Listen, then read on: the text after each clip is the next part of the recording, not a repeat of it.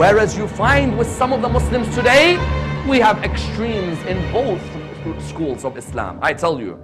And anytime you see extreme in any school of Islam, know that disunity is a virus in our community. For example, us, the followers of Ahlul Bayt, we have a couple of Maulanas on YouTube. They're from our school. They wear the turbans. One wears a white turban, the other wears a black turban. You find them on YouTube attacking the companions of Rasulullah publicly, cursing with the filthiest language. And the problem is, when a person looks at this on YouTube, he doesn't know the difference between who's really a scholar and who's not. You look and all you see is someone who looks like a Maulana or a teacher or a scholar of the school of Ahlul Bayt, giving the filthiest language, with the filthiest rhetoric. Sayyid Ali Khamenei spoke out against them. Sayyid Ali Sistani spoke out against them. Did they listen? No. They come back and reply, if our marja speaks out, we will stop. But considering our marja and Qom hasn't spoken out, we'll continue with this filthy language. I tell you, is this what the school of Ahlul Bayt wanted? This what the school of Ahlul Bayt wanted? That we have people who come and sit on the minbar to attack the companions of Rasulullah? If you have an issue with the companions of Rasulullah, bring your proof. Say that I have issue X, issue Y, issue Z. Have respect for the feelings of your fellow Muslim. Unity does not mean I compromise my belief. Unity means I am tolerant of the beliefs of others.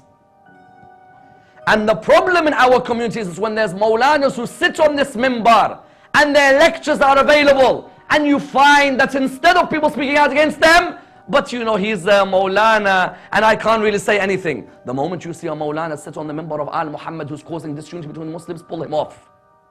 Pull him off. Don't let a person like this stay. Do you know how many lives we lost in Pakistan because of Maulanas who would come and speak filthily about others, and people innocently got killed? The best doctors of the community got killed. The best intellectuals got killed. Why? Because that person doesn't think of the Muslim Ummah. He thinks of himself. Am I entertaining my crowd? Are they showing me entertainment back? Then yes, then I'll continue. Think about those brothers in Saudi Arabia who don't know how to get home because of your lecture. Think of those brothers in Pakistan who get beheaded because of your lecture. When Ali ibn Abi Talib brought this message, he said, remove your differences and strengthen your ties. Not strengthen your differences and remove your ties. Ali ibn Abi Talib is dying. And he's saying, remove your differences and strengthen your ties as Muslims. And we have people who claim to be followers of Al Muhammad. And I tell you, it's not just that the problem. You find amongst the Shia today, people who isolate members of our community, saying that these members of our community should be banned from speaking in our mosques, should be banned from lecturing in our mosques. You find people who come and have isolated many scholars, not just now, over the last 10 years, over the last 20 years. People who were scholars in our communities were isolated. Why? Because on hearsay, we heard that they should be banned from our communities. On hearsay. The problem is, if we don't remove our differences and we don't strengthen our ties, what's going to happen? What's going to happen is we're going to be a disunited force, and a force should not be called a force when it's disunited.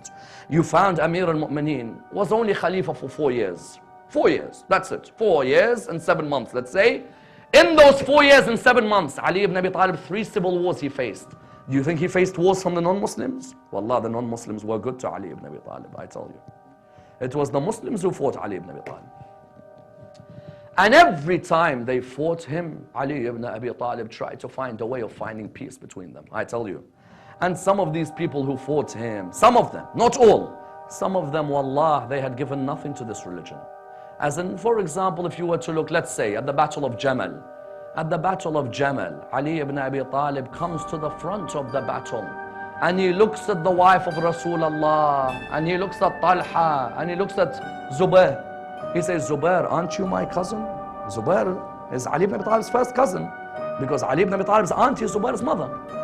He says, Zubair, aren't you my cousin? As in, aren't we meant to be blood brothers? If not blood brothers, aren't we in the same religion? What are you doing raising a sword like this? Don't you remember when Rasulullah said, there'll be a day when you raise your sword? You find that Zubair realized this. He turned around to run away, and someone shot him with an arrow. When he told Talha, he said, Talha, aren't you my brother in Islam? You've come here to fight? He says, you're the killer of Uthman. We have to kill you as well. Ali ibn Abi Talib is the killer of Uthman. Ali ibn Abi Talib sent Hassan and Hussein to protect Uthman. Yet you find when the envy is there, what can you do? He tells Aisha, O wife of Rasulullah, didn't the Prophet say to you to stay in your houses? Aren't you meant to be the wife of the Prophet? Aren't you meant to set an example? You've come here to lead an army with this many men?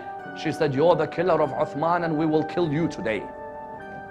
And you know how much respect he showed her? Wallah, in the battle and outside of the battle. This man was a man of nobility.